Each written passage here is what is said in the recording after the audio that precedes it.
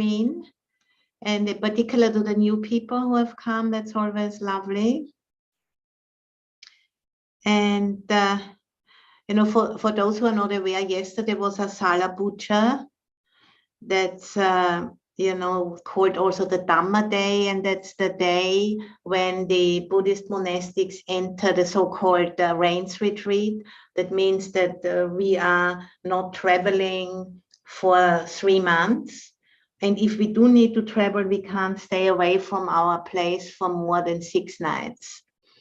And that was, you know, that was a rule or a regulation which the Buddha came up with, because in Asia at this time, there was a lot of rain, of course, and the fields were very soft, and the monastics weren't allowed, you know, to kind of walk over those fields and make damage, you know, to the crops. So that's why they were supposed to stay put for 3 months. And we are still observing that rains retreat, even, you know, we don't have a lot of rain here during that time. And on this day, this is also the day where the Buddha has been teaching, you know, his first teaching, which is called the Dhammacakkappavattana Sutta. And in English, it means, you know, setting in motion the wheel of the Dhamma. That was his first teaching, which he gave in the deer bark in Saranath to the first 5 disciples of his. They were originally friends of him with whom he practiced, and then later on, you know, he taught that teaching, and that was when the first time someone really understood his insights. And one of those 5 disciples became a Srinentra at that time. So had a first insight into emptiness, or into the 3 characteristics. So it's a particular day and an important day in that sense. And, you know, this teaching still has so much value this day. Even, you know, the Buddha was teaching at Iron Age India about over 2,500 years ago, and still today this teaching is completely applicable if we are, you know, using the essence of the teaching and then relating it to our current contemporary circumstances. It has the complete capacity to be as valid and as liberating as it was 2,600 years ago. And, you know, at this time in the history of Homo sapiens, we are in a particular time, you know, where we are shaken up, you know, by what's happening on our planet, and how the repercussions, you know, of that are starting to, you know, erode some of the systems, you know, we have been building over the last hundreds of years, in the way how we are organizing our societies, how we are organizing our lives. We are starting to notice, you know, that we can't go on forever in this way. Those systems, they are also impermanent, just like everything else. And we are kind of invited, you know, to look really deeply and doing this reconnective work, you know, reconnecting again with nature. Because over the last few hundred years, we have somehow, you know, been operating under the delusion that we can be masters of nature. And that was like part and parcel of the development stage, you know, we were on as a species. But it turns out, you know, that this is actually not true. We can never be masters of nature, because we are simply part of nature. And we are now collectively waking up to that truth. And the earth supports this waking up by, you know, by pushing us through wildfires and floods and all the things, you know, which are happening. The earth is pushing us to look deeply into our own understanding and to do this reconnective work of acknowledging that through having these human bodies, these mammalian bodies, we are part of nature. And, you know, and these meetings here on Wednesdays is an opportunity, you know, to learn some skills to deeply sense into our roots. You know, our roots are not like the roots of trees because we can't really see them, but they are energetic roots. And we are constantly, you know, exchanging with our environment through eating and drinking, sweating, crying, going to the bathroom, being born and die. So we have very, very deep roots in this planet, but it somehow escapes us because they are not visible with the eyes. But when we start reflecting on our lives, we start to notice, yes, this is absolutely true. So, you know, we have to really acknowledge and meet the barriers and edges for intimacy with nature, so that we become more conscious of the way things truly are. And also noticing what the world needs right now. And what the world needs right now is a willingness, you know, to stand on this threshold of new ways of being in the world. And letting go of these conditioned assumptions of mastery. And recondition our minds through new and deeper ways of looking at ourselves and at our lives. And kind of updating our perception.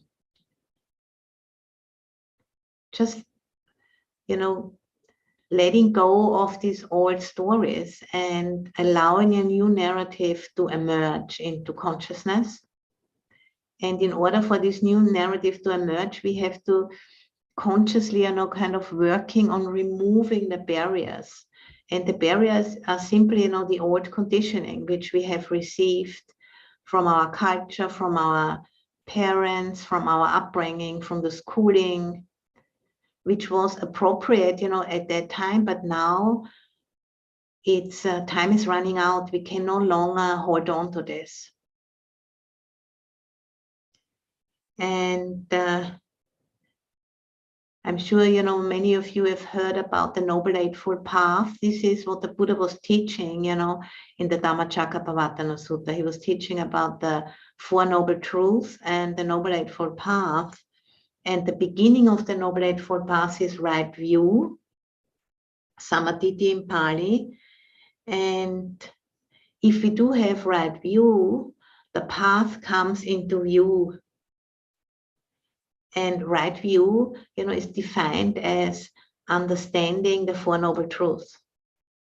And the first of the Four Noble Truths is there is suffering, which means, you know, there is difficulties in life. And in order to really work with those difficulties and integrate them and understand them, we have to, you know, draw close to the difficulties, to stand under them, you know, to be willing to really feel and then relate that to the contemporary situation of our lives, because we are waking up inside of the now, of the here and now. We can't go back, you know, to the old times, but we can relate everything what's happening to the contemporary challenges. And if we are willing to do that, then, you know, right intention can be cultivated. And right intention is the second element of the Noble Eightfold Path, sometimes also translated as right thought, right aim, or right purpose. And the definition of right intention is renunciation, so letting go of being constantly driven, you know, by sensual desire, investigating and letting go of that, non-ill will, and non-cruelty. So that's the definition of right intention. Renunciation, non-ill will, and non-cruelty.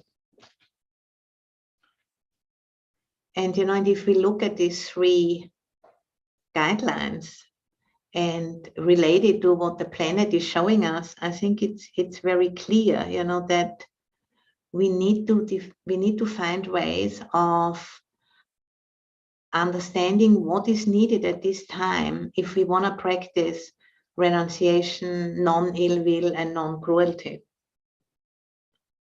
And not doing that by thinking about it, by really sensing into it. Because there's a difference between sense-fulness, to really make sense out of something, rather than meaning-fulness. Meaning-fulness is more like a work of the mind, thinking our way through it, which doesn't work. But it's by really sensing and making ourselves available for connecting with our roots. That's the way forward, to kind of stepping out from the mind into a direct perception, a direct sensing of what is happening, because our bodies are instruments which deeply are, which are part of the planet itself. And through the fact, that the planet and the bodies are of the same nature, we can connect with what's happening all around us. And out of that deep connection, our perception about who we are will be changed. And if there is a different self-understanding, then the solutions which we become clear will be much more in tune with what is needed. So no longer, splitting off the energy into the head and thinking and thinking and thinking, within the old conditioned patterns, but stepping into a clear connection with what is happening through sensing into our bodies, which means, being really here and now with what is, which is a body sitting and breathing in and breathing out. And whenever the mind, wanders off into trying to make a story out of it, bring it back. So that's, right view and right thought or right intention. And if we are bringing that into our practice, then the path opens up by itself, inwardly and outwardly. Because the Dhamma really, wants to be realized, and realizing Dhamma is through direct experience of what's happening here and now. And part of that experience is, what the planet is right now giving us in terms of feedback, and the fact that our bodies are part of it.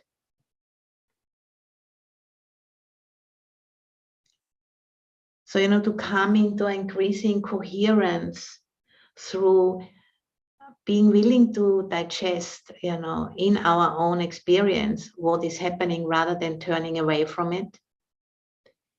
And then integrating that into our lives.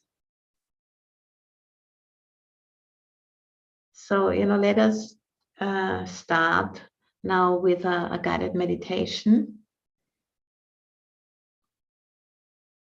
where we are really trying to sense together. And starting with a short screenshot of our inner state, what are you bringing to this meeting today? How are you? How stressed are you right now, if at all?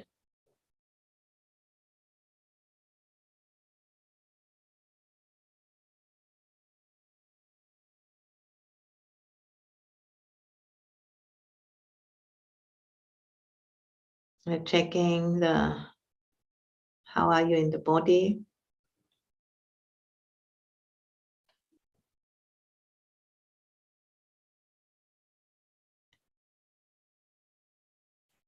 Emotions and the mind.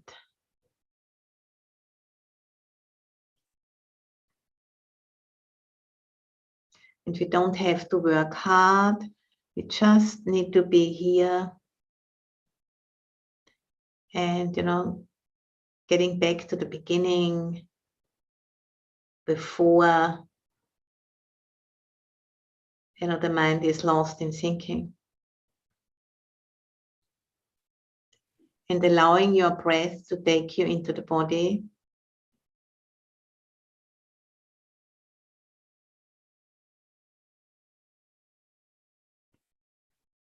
And letting your nervous system guide you.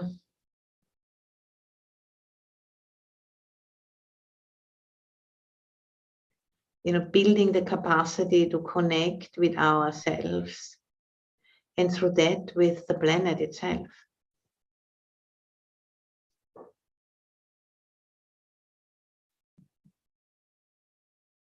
Building that connective tissue through training the capacity.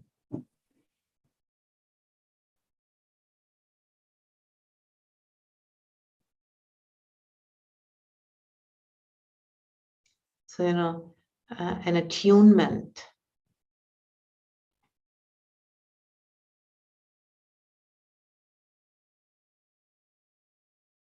Which is a prerequisite, for healing ourselves and our world.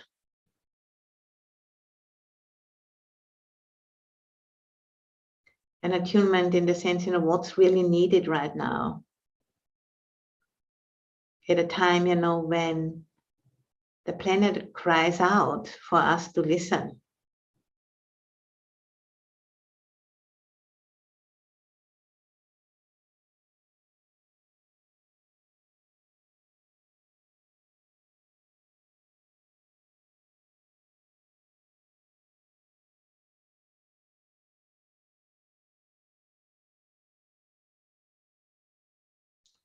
Because, we can't know everything because we are not special. We are not a special species. But we can connect with the biointelligence of this living planet.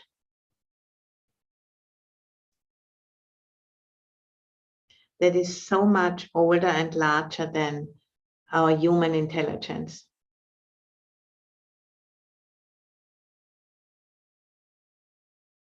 By simply changing our perception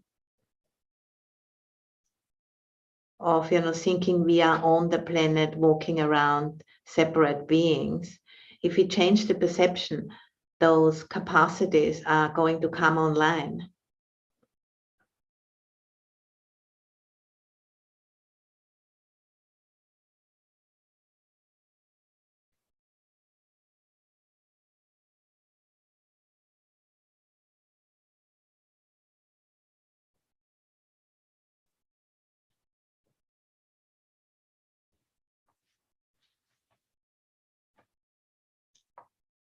So just getting in touch with the sense of your body.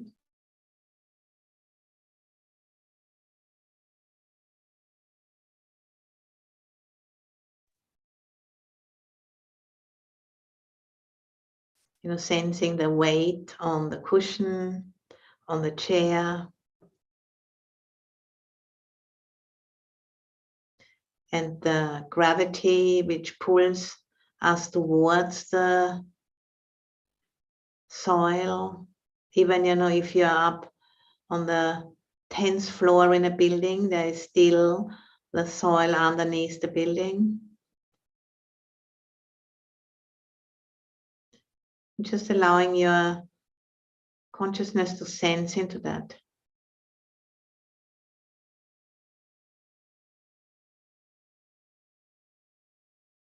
And just noticing, is that easy for you or maybe not so easy? Don't push. Just respecting how the mind responds.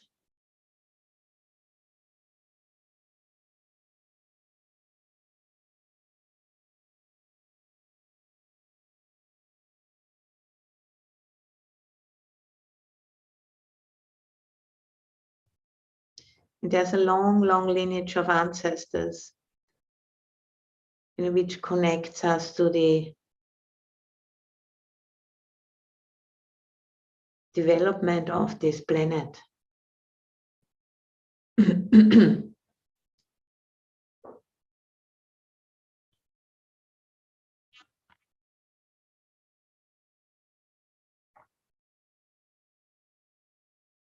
Much more than human affair.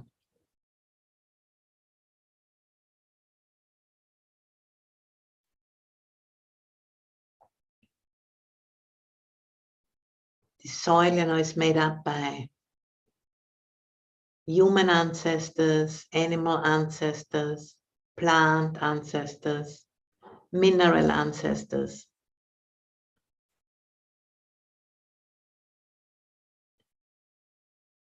And we are literally, emerged out of this planet through our mothers. And these bodies are built out of the same elements as the planet itself.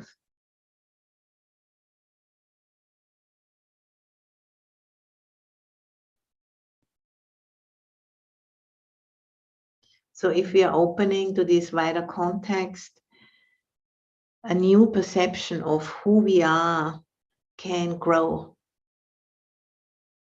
It's an attunement and adjustment, which is what's happening right now, in human consciousness on this planet, that this perception is starting to emerge into the mainstream.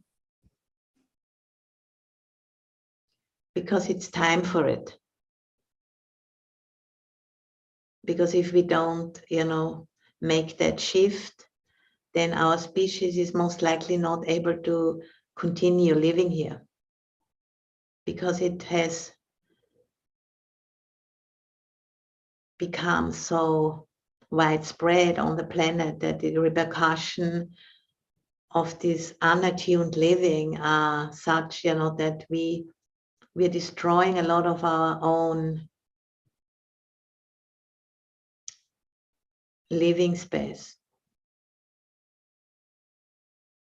The soils, the water, the oceans, the air. We have had such vast impact that we are now endangering our own situation.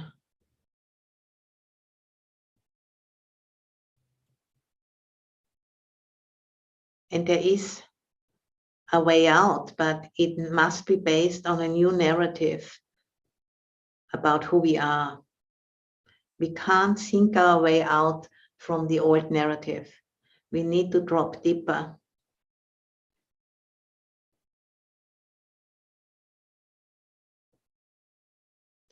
And that's what's meant with sensing as opposed to trying to find meaning. Sense-fulness rather than meaning-fulness. That's what's needed right now, because we can't think our way out. We have to sense our way through this.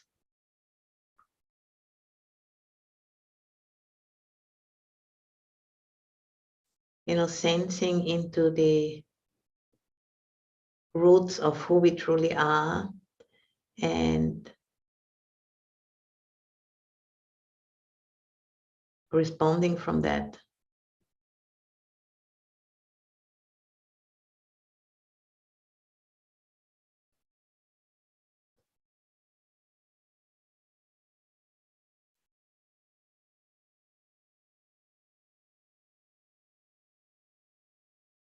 And if we are sensing into our roots, we are connected with this huge network of ancestors from a long, long time ago.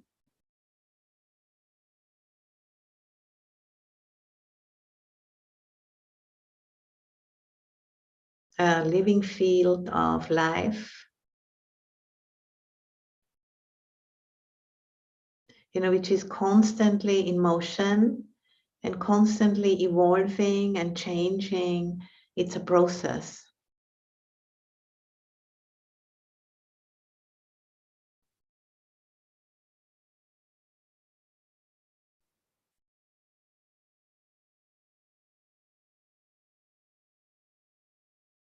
And we can, tune into this data flow.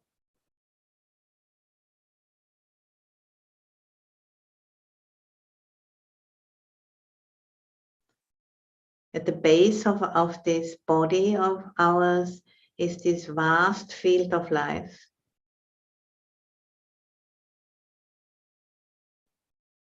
And we are not separate from it.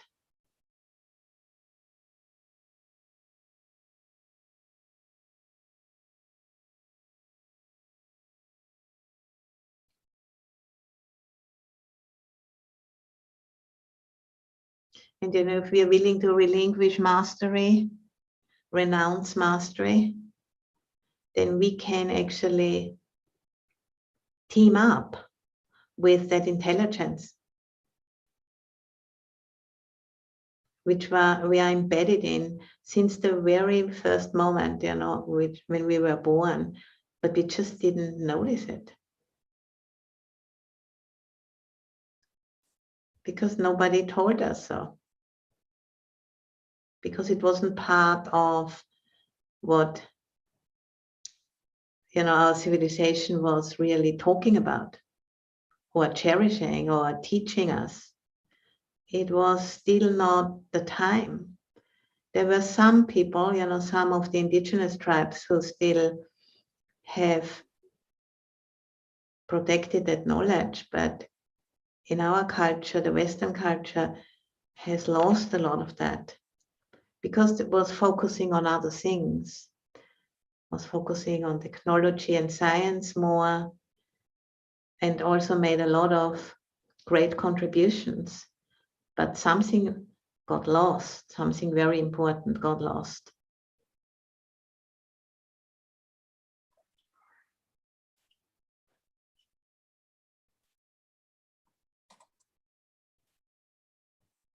And now we need to come back into balance if we want to continue to be here.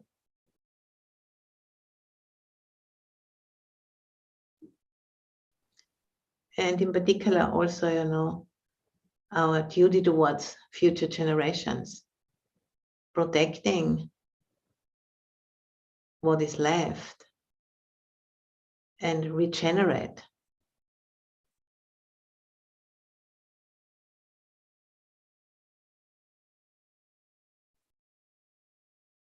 For all of those who come after us.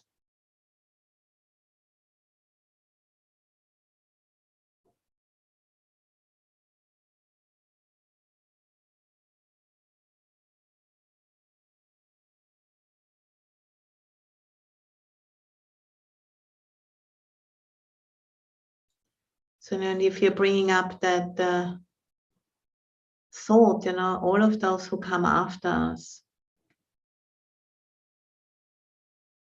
may they be free from harm. May they be happy.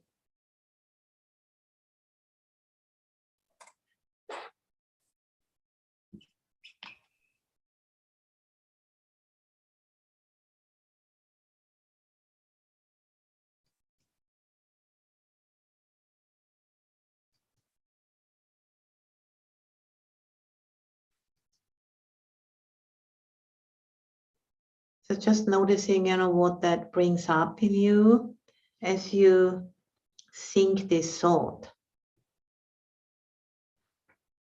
All of the beings, who come after us.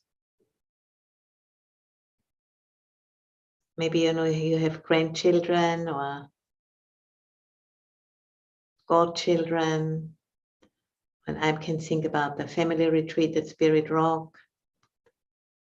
All of those beings, not only humans, they depend on us. Just as we have depended on our parents, and they on their own, and the whole lineage of ancestors going back in vast, deep time. And we are standing on the shoulders of our forebears.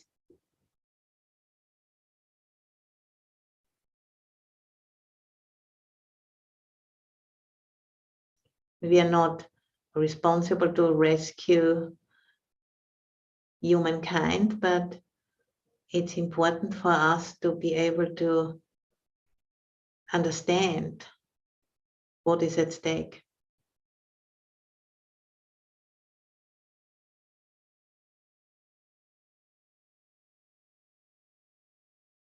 To really stand under that and allow it to be metabolized, the discomfort of that.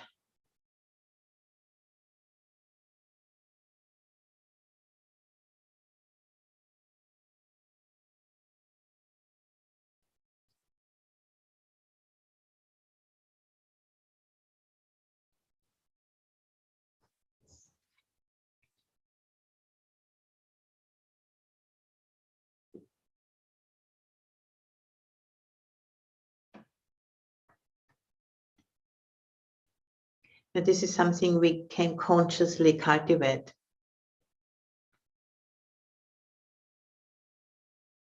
And that's, what the purpose is for these Wednesday meetings. To, have a group of people, a vessel for this information, to be received.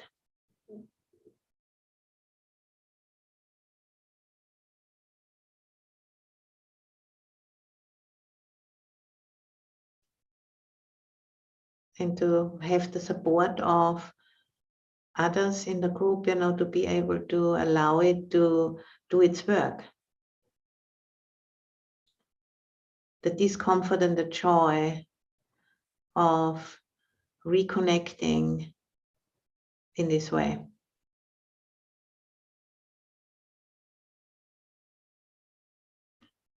And, breathing into it.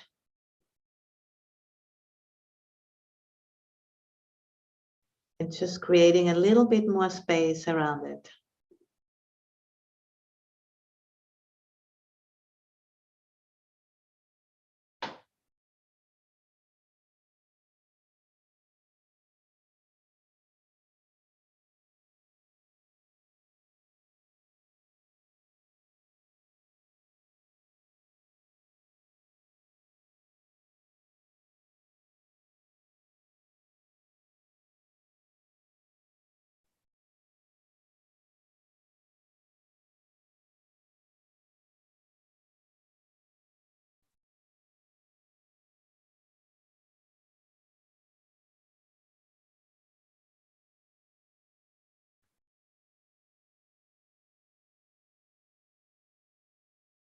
The felt sense of that truth, that we are part of the earth and we can attune to that.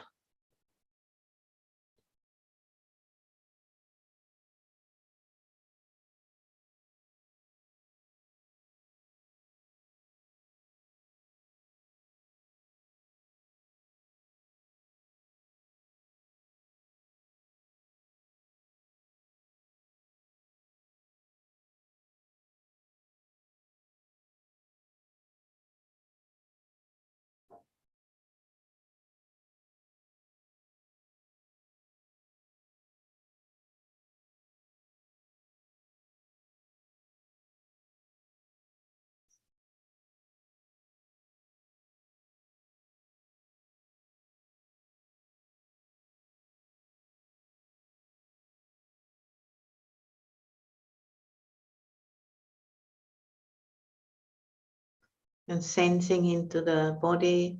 Where do you know, where there are sensations that you can really feel as you are allowing that to become conscious.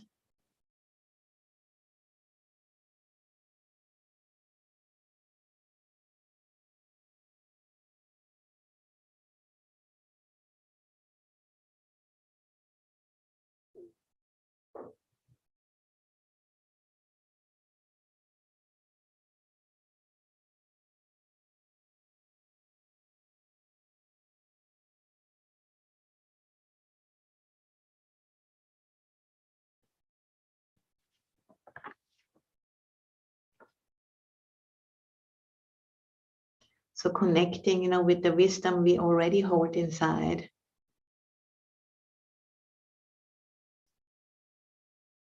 And we just don't use because we are trained by our culture to think ourselves as separate from the planet.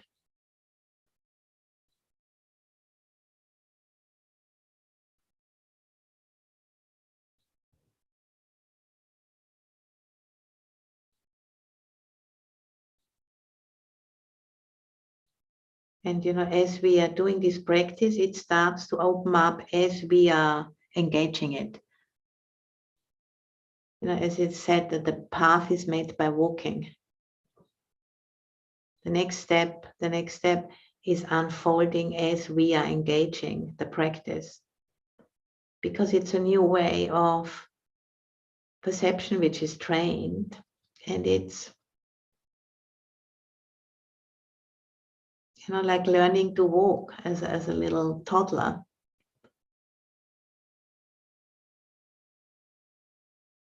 It's gonna happen, you know, because it's part of our true capacity, but we need to engage it for order for it to come online, to be realized. We need to live from that place, which means, you know, coming back to it over and over again as the mind, you know, wants to wander off into meaning making, into thinking. Just bring it back to sense-fulness rather than meaning-fulness.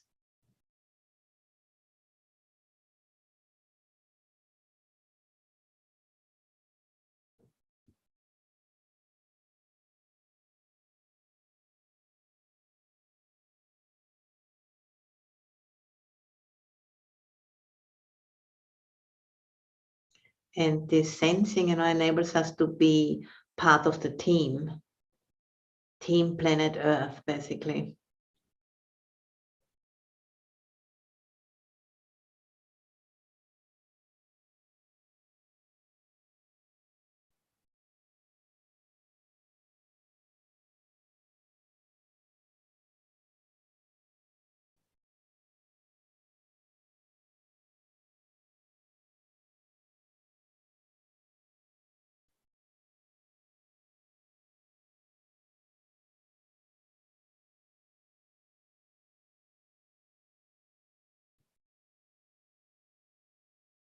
Just breathing into the body, into all of the more dense parts, the stuck parts, and allowing just a little bit more space.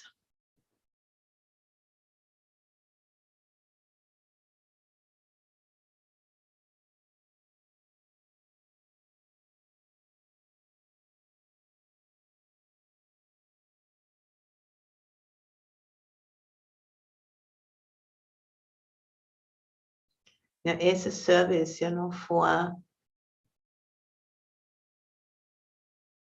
all of us, you know, as we are on this threshold of a new way of understanding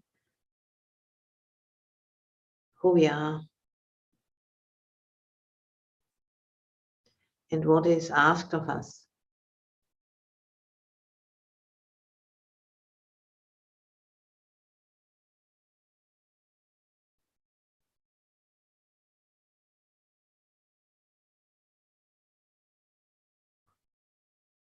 as we are bringing these very ancient teachings into the third millennium with these very big challenges.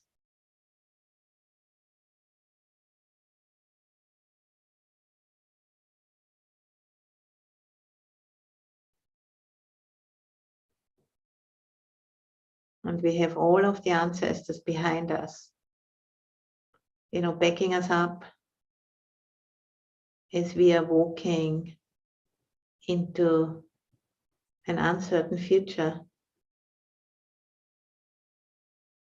And it has always been uncertain, but the stakes are very high at this time.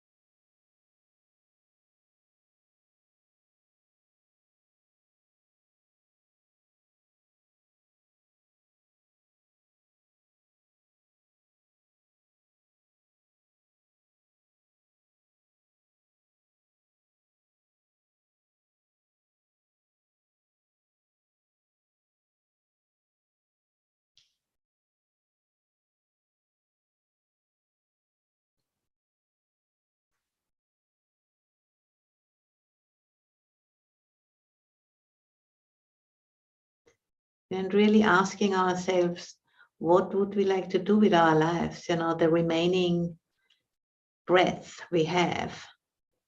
What do we want to move inside of this process we call planet Earth?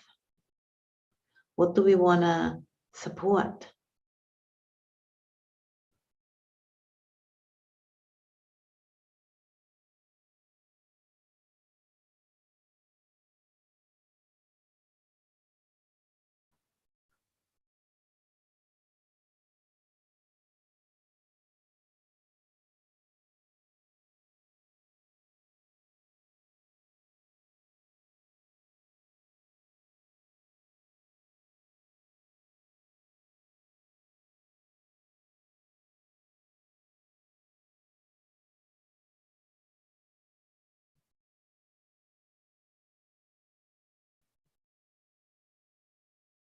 And at the same time, this service of ours is also helping us as individuals, to develop more wisdom and compassion.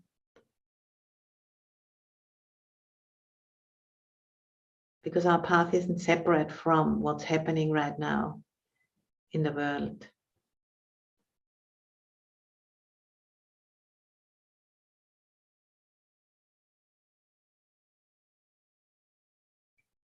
It's deeply intertwined.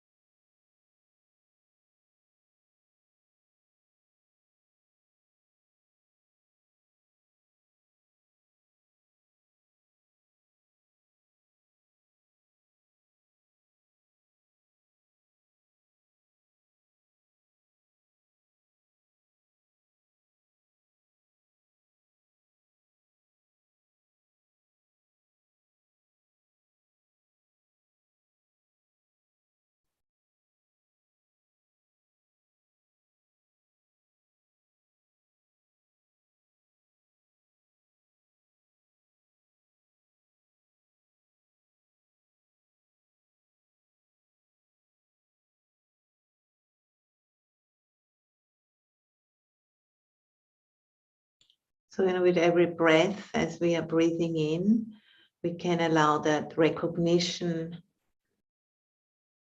of deep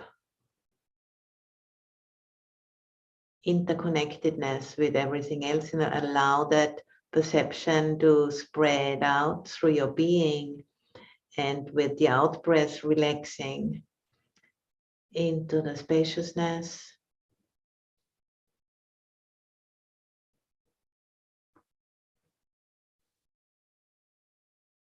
So, through our roots, we are allowing that perception to fill us, and with the out breath, we are relaxing with it, growing into a deeper and wider perception of who we are at this time.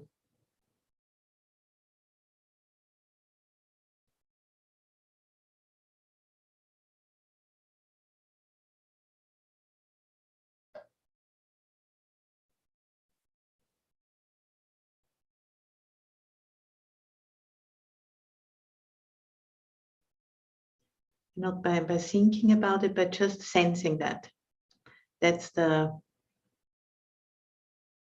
most effective avenue, for allowing this new perception to become integrated into our being.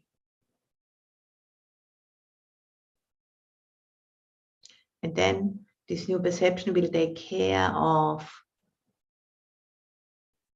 responding in a way which is much more attuned to what's really needed right now.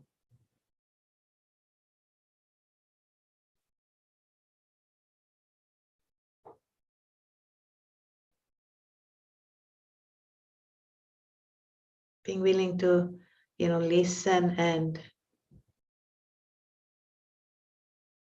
learn rather than thinking we know already everything.